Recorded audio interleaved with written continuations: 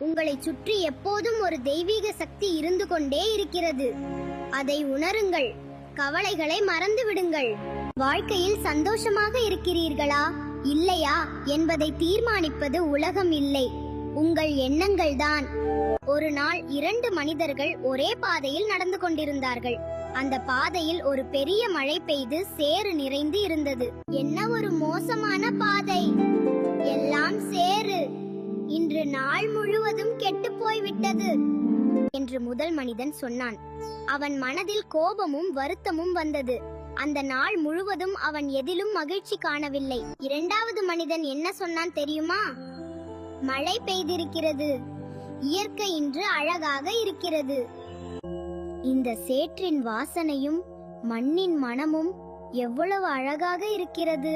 பாதை ஒன்றுதான், ஆனால் எண்ணம் வேறுபட்டதால் வாழ்க்கை வேறுபட்டது. உலகம் ஒரே மாதிரி தான் இருக்கும், ஆனால் அதை பார்க்கும் உங்கள் எண்ணம் தான் உங்கள் வாழ்க்கையை மாற்றுகிறது. ஒரு தோல்வி வந்தால் சிலர் என் வாழ்க்கை முடிந்துவிட்டது என்று நினைப்பார்கள்.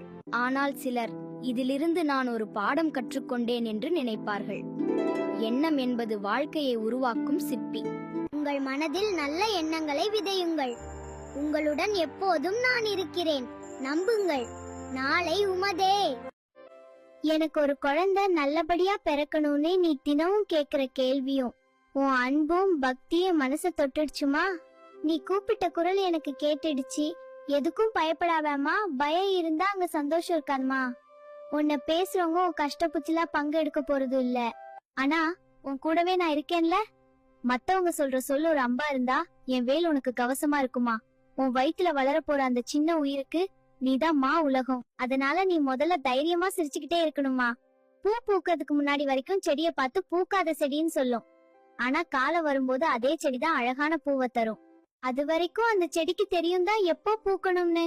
உனக்கும் காலம் வரும். இந்த உலகம் பெருசு, ஆனா உன் நம்பிக்கை அதை விட பெருசுமா. உன் கைய புடிச்சுக்க நான் இருக்கேன்மா. உன் மடி நிறைய போகும் காலம் வந்தாச்சு சீக்கிரமே. உன் வீட்ல ஒரு மழலை சத்தம் கேக்குமா. அந்த பிஞ்சு விரல்கள் உன் கைய பிடிக்கும் போது நீ பட்ட கஷ்டம் எல்லாம் பனி போல மறைஞ்சிடுமா.